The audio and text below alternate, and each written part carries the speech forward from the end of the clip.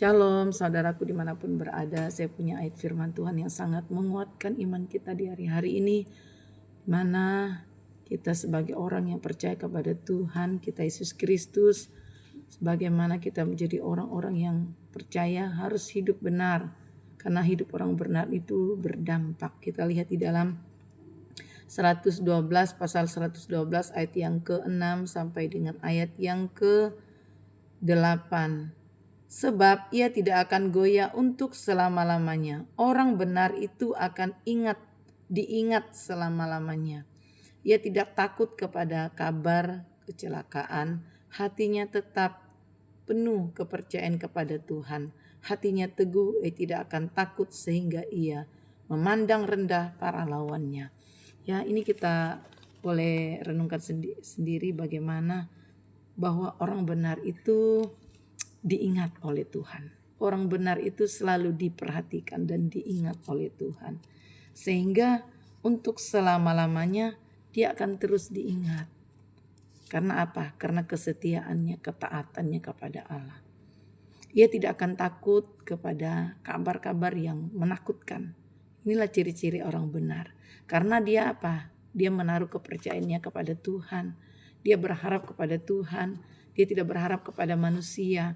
Sehingga dia percaya bahwa Allah yang dia sembah itu yang sanggup menjaga, melindungi dia dan menjaga bahkan memproteksi kehidupannya. Karena apa? Allah yang berdaulat atas kehidupannya. Sehingga dia tidak akan pernah takut dengan kabar-kabar yang menakutkan, ya. Seperti contoh pada hari-hari ini kita dengar bahwa ada isu akan ada terjadinya perang ketiga.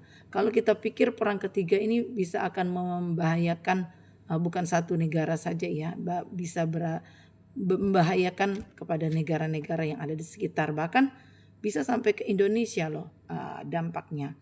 Tetapi sebagai orang yang percaya kepada Tuhan, kabar ini bisa sangat membuat iman kita menjadi tawar, menjadi takut. Tetapi sebagai orang yang beriman, yang percaya kepada Tuhan dengan sungguh-sungguh, bahwa ia tidak akan pernah takut mendengar kabar seperti ini. Karena dia tahu pemeliharaan Tuhan itu luar biasa. Karena janji Tuhan itu ya dan amin. Dia akan melindungi saya dan saudara.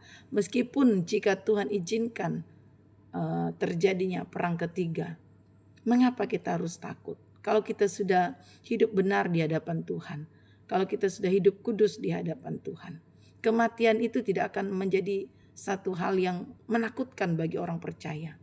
Bahwa dalam keadaan seperti itu dia tidak akan pernah takut untuk menghadapi namanya kematian, karena kehidupannya sudah beres di hadapan Tuhan. Nah, yang menjadi satu pertanyaan adalah, kalau kita belum beres di hadapan Tuhan, kalau kita belum berdamai dengan Allah kita, sehingga dosa-dosa yang pernah kita lakukan itu bisa berdampak, ya, ketika kita akan mengalami yang namanya kematian, karena belum ada pemberesan. Nah, ini yang harus ditakuti.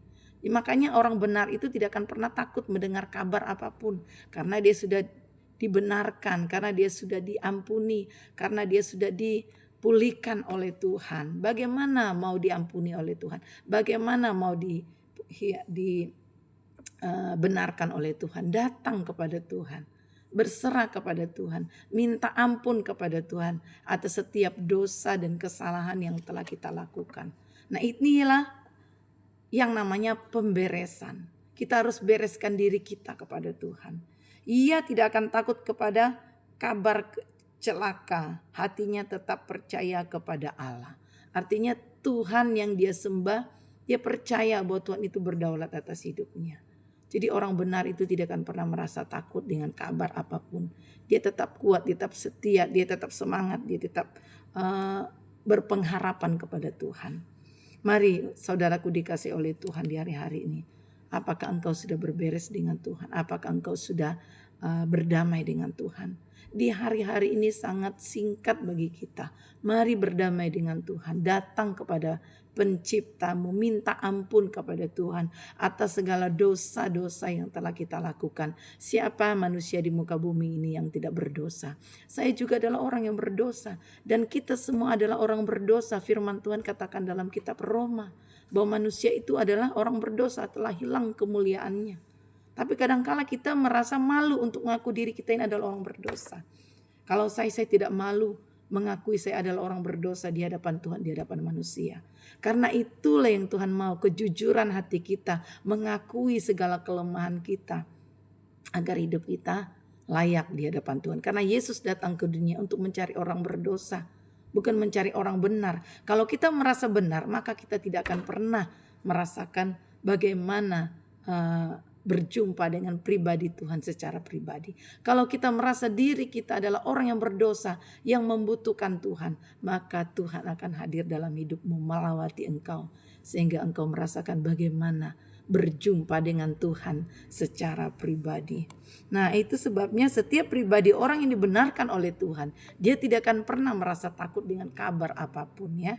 Hanya hatinya teguh dan tidak takut. Hatinya tetap kuat.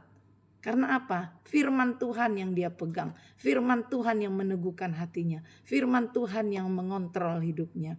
Sehingga apapun kabar di depan, dia tidak pernah takut dan tidak pernah goyah imannya. Sehingga dia bisa memandang rendah musuh-musuhnya. Saudaraku yang dikasihi oleh Tuhan dimanapun berada. Mari perhatikan kerohanianmu di hari-hari ini. Jangan perhatikan kehidupanmu hanya di dunia ini saja yang adalah sementara, yang akan kita tinggalkan sibuk dengan hal-hal dunia sehingga kita lupa dengan kehidupan kerohanian kita, yang mana kita akan kembali, kemana kita membawa diri kita.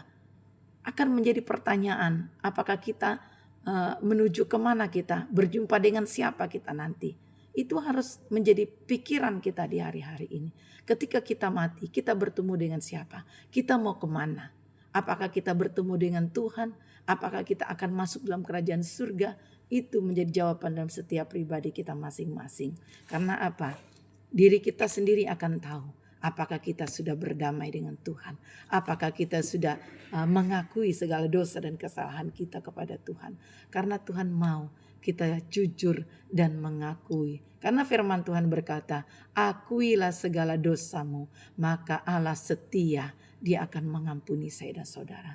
Puji Tuhan, inilah firman Tuhan yang dapat saya bagikan agar kita semakin kuat, semakin teguh dan terus berpengharapan kepada Tuhan dan tetap beriman kepada Tuhan dan semakin membangun relasi hubungan kita dengan Tuhan agar dalam keadaan situasi apapun kita tetap kuat. Karena kekuatan yang luar biasa itu hanya berasal dari Tuhan. Kekuatan manusia terbatas. Tetapi kekuatan Tuhan yang diberikan bagi setiap orang yang percaya, orang yang telah dibenarkannya, luar biasa. Sehingga mampu menghadapi setiap badai persoalan hidup. Shalom, Tuhan Yesus memberkati.